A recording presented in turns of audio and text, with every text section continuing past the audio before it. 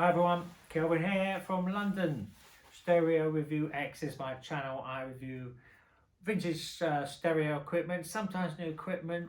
I've been into hi-fi for 45 years and I have tons of gear and I'm always messing around with it and I'm always trying to make it sound better or find out what sounds better. So, you know, it's all about the sound for me, apart from a little bit of aesthetics, because I do like the look of these, but it's 95% about sound. Okay, what do we got today? This whole range of Sansui receivers, yeah, from around 1972 maybe up to 74, 75, and they're called 331, 441, 551, all the way up to 881. The only one I haven't got is 221, which is, you know, 221 is the weakest one. It's only 10 watts a channel, and I'd really like one actually, because I don't care, the low power ones here kind of sound a bit better.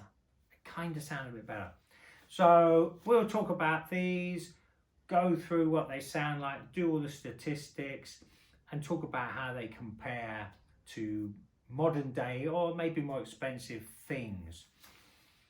Okay, so we'll go through this technically. I'll get the camera in and I'll show you the backers and I'll show you close-ups of these too. But I told you about the watts and stuff, but let's just do price, yeah? So, thing to know, I started buying these about 4 years ago. Since then, the prices have gone quite a lot up, partly because everyone likes vintage stereo and they look good, partly because people have worked out that Sansui are good things. And, I mean, these are still a bit under the radar, if you ask me. Yeah, they're still sort of because there's other Sansui stuff that people are really hell-bent on, you know, but people don't notice this so much, but they have gone up in the last few years. So if you wanted to buy things like this, you would pay around £80, $100 for that, the 331 on eBay, up to around £275, roughly $350 for the top one. That's 60 watts, that's 12 watts, and you know, 15, 25, 40, 45, 60, something like that. And don't forget, the wattages from the 70s, it's more, yeah? So when you think 60 watts, oh, that's not so much these days with amps. If you get that 60 watts and compare it to a modern day 60 watt amps, it will destroy it power wise, because they're cheating with statistics, or they've changed the way they do statistics, you know. So these things aren't as weak as you might think. Okay, why did I buy all these things, right? Okay, well, first thing I bought one of these because I like Sansui, and I thought I haven't got one of these receivers, so I bought one. I think I got this 441 first, yeah? And I thought, oh God, this is just so lovely sound, yeah? So the Sansui sound in general, it's bassy, but the bass is nice. It's not soft, blurry, fat, unarticulated bass. It's the general thing Sansui you would notice firstly, I would say, is the bass is there and it's good and articulate. And it's maybe a bit forward, That gives it that sort of toe tapping rhythm, you know, when people say, am I getting the rhythm? Yeah, which is like the bass drum and the bass speaker and the bass guitar. These are really good at that, so that it's enjoyable, yeah.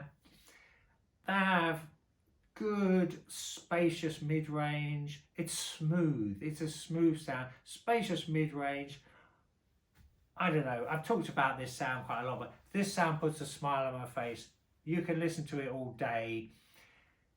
I would say this is the best of the mainstream Japanese stuff of the 70s. Yeah, I would say Sansui are the best sounding thing compared to Pioneer and Marantz. It's a different sounds, but I definitely like this sound.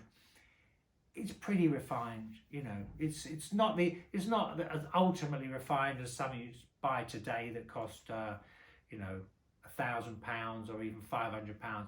but there's a real joy in this sound. I'll talk about it a bit more in a minute.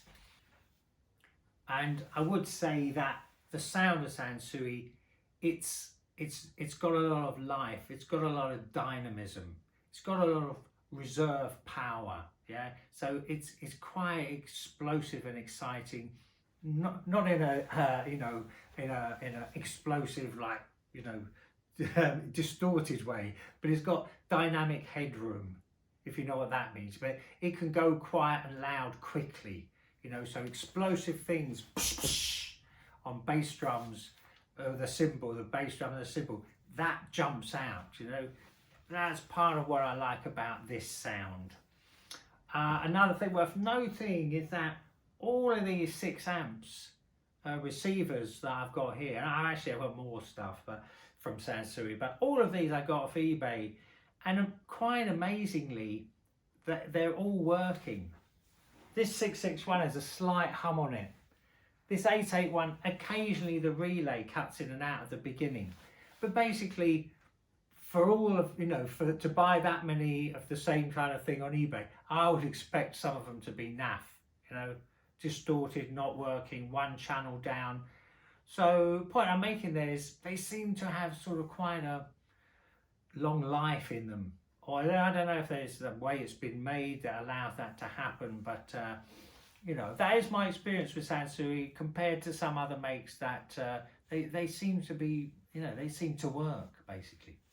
So okay, what I'm going to do now is try and go through these, tell you how they sound in relation to each other, and what you might like or not like about that, or how you can use it really. And also a bit about how it would compare to modernish equipment or other more expensive probably equipment. So okay, let me try and do this for you in general. Big thing I would say, so we're going from 12 watts up to 60 watts. What happens is the 60 watts got more bass. In fact, this 881, even compared to the 771, it's like it's got a real low bass, almost boost, but it's got some of the lowest bass you're liable to hear or want. I think on the statistics it says 15 hertz. I mean, that's what it says on some statistics that I read on the Hi-Fi Engine. But point I want to make is the 881 really does have something else in the low bass. But generally speaking, you get more bass as you go up, and even if you're listening at low levels, that will make a difference. Now, here's the funny thing, because, I've got all these receivers and I play them. The one I land up playing most, or the two I would say I played most, are this 331 and this 441. Because they're, when you're having that low bass, now, if you've got big speakers, big room, you can turn it up, you can utilize that power. I mean, most of us generally don't, I'm imagining.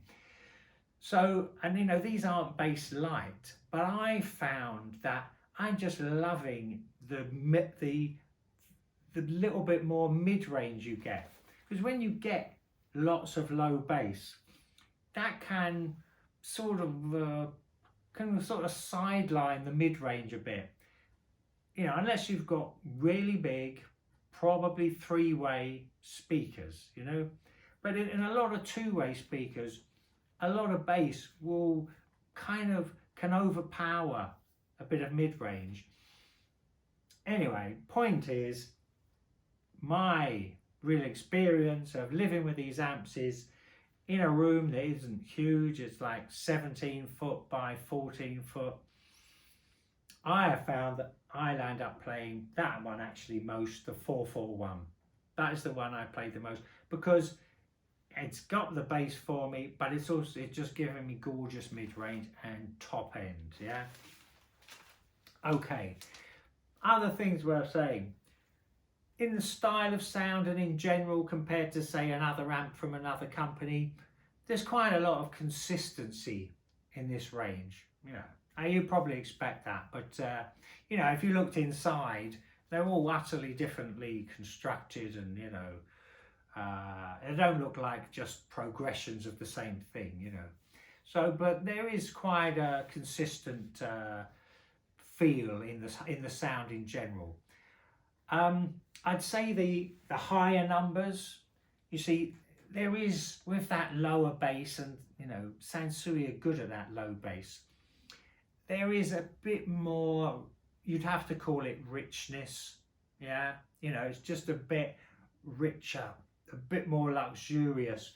But these ones will have that luxury, you know, that a greater quality in the mid-range. I guess you wouldn't call that richness, but certainly something you can get involved in, you know. I mean, you could say that this 551 was a nice compromise between getting, you know, some real grip of the low end and here's the good word, delicacy. I would say these two, just a teeny bit, and I'm talking small, just a little bit more delicate in the presentation, you know, or in the top end, the vocals in the top end, just a little bit more delicacy, just a bit more joy somehow in that. Another way I would describe it is the general cohesiveness of all the instruments, I think, is better in these lower numbers, yeah. And even though those higher ones, you know, everything's there and the detail is there, if not more, somehow it's just not presented to you in such a sort of correct or just enjoyable way, yeah. Let me say a couple of things I did. So I did a thing, I got the 441 and the 771, and I put them on with these little speakers, Rogers LS35A, very expensive, £1,000 second hand, like monitors, good, really good, but they're not super bassy, for sure.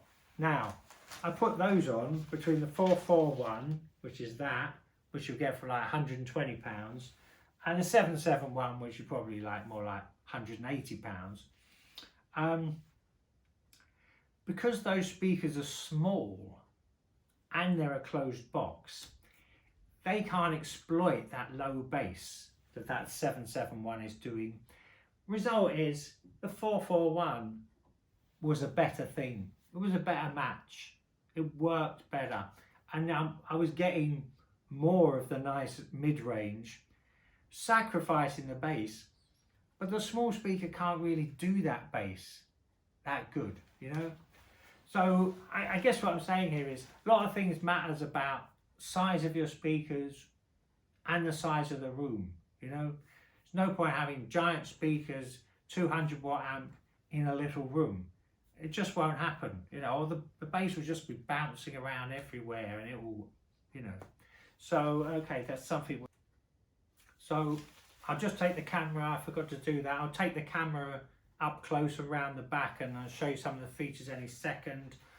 Just to say something about how do these amps compare to, say, the modernist thing I've got, which is a name NAP 100 watt, a 50 watt power amp, and I've got a nice Lin preamp. That's probably the most expensive thing I've got. How do they sound compared to modern or more expensive things? I would call it like this. I would say there's a lot of life in these. There's a lot of life, excitement, dynamism. There's more accuracy in like a £700-800 good modern amp, you know, a good one. There'll be more detail, more accuracy.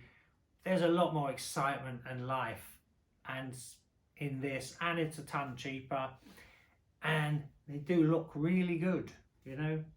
A lot of these bulbs, some of these bulbs have been changed, you know.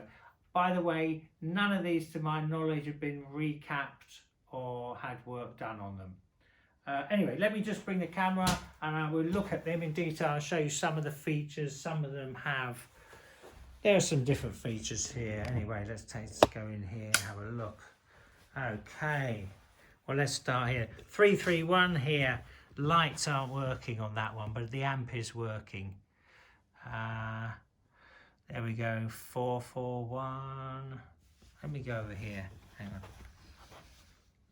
So that's 441 there. No, it's not. It's 331. 441. Loudness, mono. When you get into the top ones, they have a mid-range too. And this is the 551. I'll show you around the back. High filter, loudness, mono. Let's go up here. This is the 661. What are we getting extra here? High filter. I think that's it. This is the 771. So there you can, only bass, treble and balance, yeah, no extra. Nothing extraordinary there. Oh, you got low and high filters there. I suppose that's handy. And you get quite a lot of speakers. I'll show you that in a sec. This is the 881 with the super low bass. Okay, that has got bass, mid-range, treble. And actually, when you move these dials, they click. They're not rheostats. They're not like most volume pots. They're just like soldered joints, if I can explain. And there's the balances behind there. Normal stuff. Okay, let's have a look around the back.